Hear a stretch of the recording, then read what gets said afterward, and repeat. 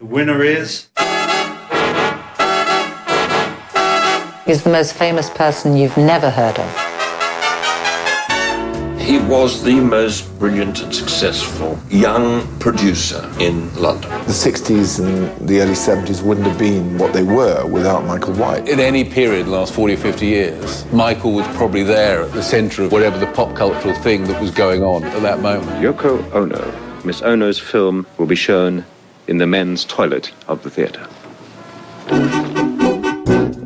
Michael's the most hidden man you'll ever meet. One minute he's hanging out in some grungy bar, then he's dining with Thatcher. He certainly was by far the first person to talk to me about Kate Moss. He was the only one that could really keep up with me. If he was a suit, he had a great one on. He trusted us. He thought we had talent. He's a subversive. I always found him a charming enigma. Arts, visual arts, poetry, film, drugs, sex, and rock and roll. Lots of late nights, lots of drugs, lots of drinking, lots of parties. Name me one thing, just one thing in that entire programme that you find offensive. Well, a sickening perversion I found in it. Then something went wrong for Faye. To be a theatre producer, you have to be a gambler. Here was the different sensibility. Someone who was quite brave. Do you have any desire for stability and continuity in your life? You'll get that when you're dead. You'll have lots of stability. You'll be stuck in one place forever. So I think while you're alive, you have to live. Science fiction. I'd like to start off with a trick question. Oh, okay. What is The Last Impresario about? It's about an English film and theatre producer who produced over 300 West End productions and movies, and was kind of instrumental in founding a lot of people's careers or supporting them early on in their career. And he's a bit of a playboy, gambler, you know, that kind of... He's charismatic, and he was someone that intrigued me when I met him. Now, I'm going to ask you the question again, and I expect a better answer. What is the film about?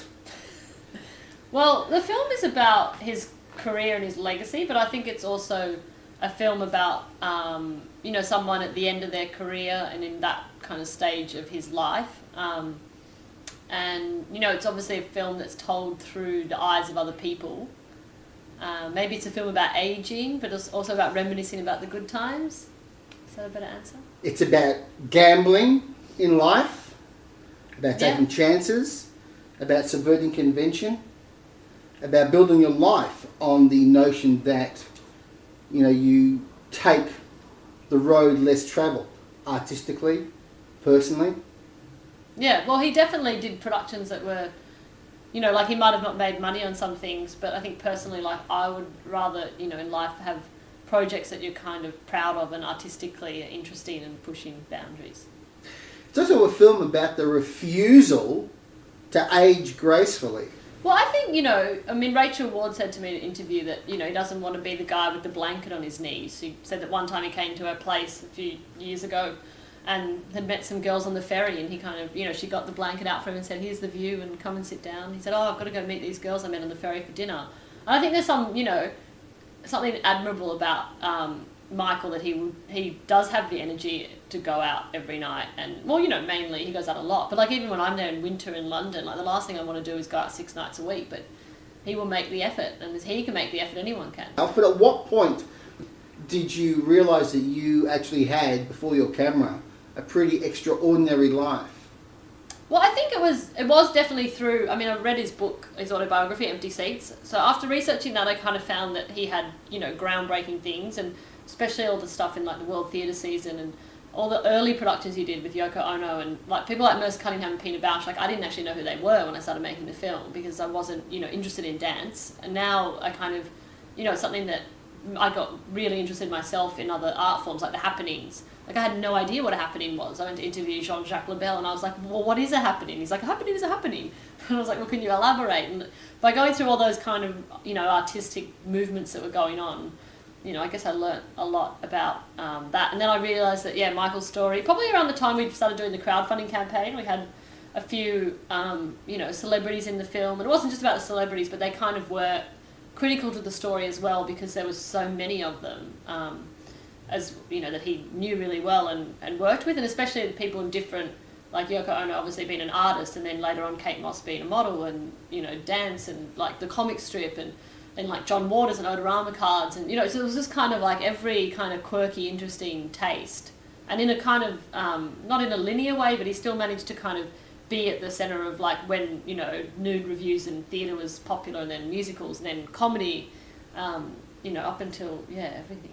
After you've made the film, did you then become aware that you've actually chronicled this life that might not have been as remembered had you not decided to point your camera at him? Yeah, I think for me it was after it opened. We played in the London Film Festival last year. I went to Michael's house, and I started to actually notice for the first time how everything in the apartment had changed, and he'd bring out new bits of memorabilia, like he had this leaf in a little frame, and I thought, I wonder what that's from. It might have been a girl he met in a park, or it was some, everything was kind of, what you're left with, I guess, is memories and maybe the good days and reminiscing about stuff. So, and then I saw like next to his bed a whole pile of the London Film Festival programs, and he told me he'd sent one to his school to tell them, if they didn't think he did anything, someone made a film on him, and I just nearly cried because I was like, oh, it's cute that, he would, you go back to your kindergarten teacher and say, hey, look what I did with my life. And so in a way it's like, because he does collect everything and keep everything, he doesn't want to throw anything out. Like, I went through all these invitations and even, found things that like, be like, I don't know, just things that aren't even relevant to, but he'd keep everything. So for him, it's like also, I guess, the fact that he likes the film, which is good, a good, token to have. This isn't just an objective chronicle of a life.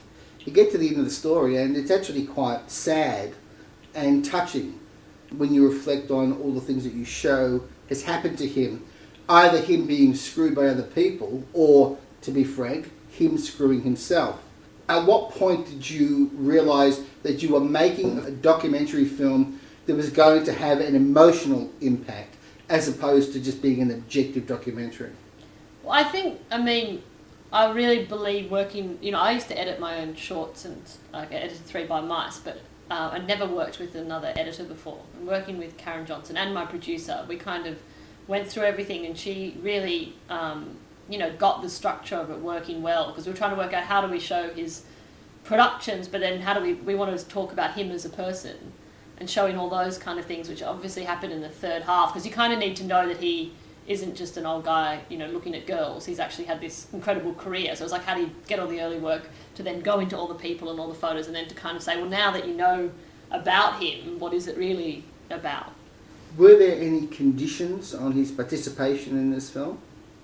No, we were just, Nicole and I were laughing the other day because his contract, I didn't have a contract with him because that was just the way he did things. Like he knew I was making a film, I was making a film, and it was, and then when Nicole came on board, she was like, oh, what, could you have the contract? And I was like, oh no, I don't have one. And she's like, you got to get one signed.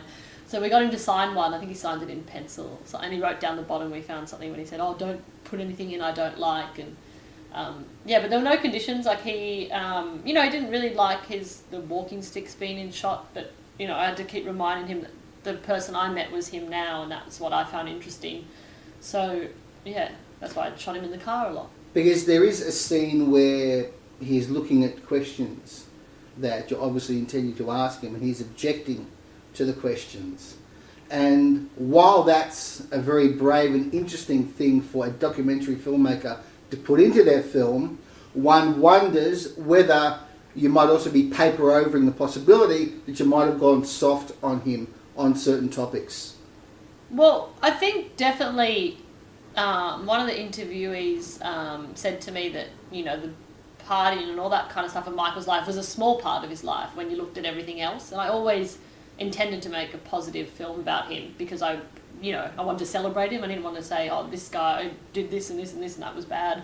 And also with the, variety of, people interviewed, it was kind of a decision that was like, these people were doing this for him, not for me. So it was kind of a different angle. And also I think, I don't think there's anything bad about any of the things he did. Everyone took drugs and were a bit rock and roll.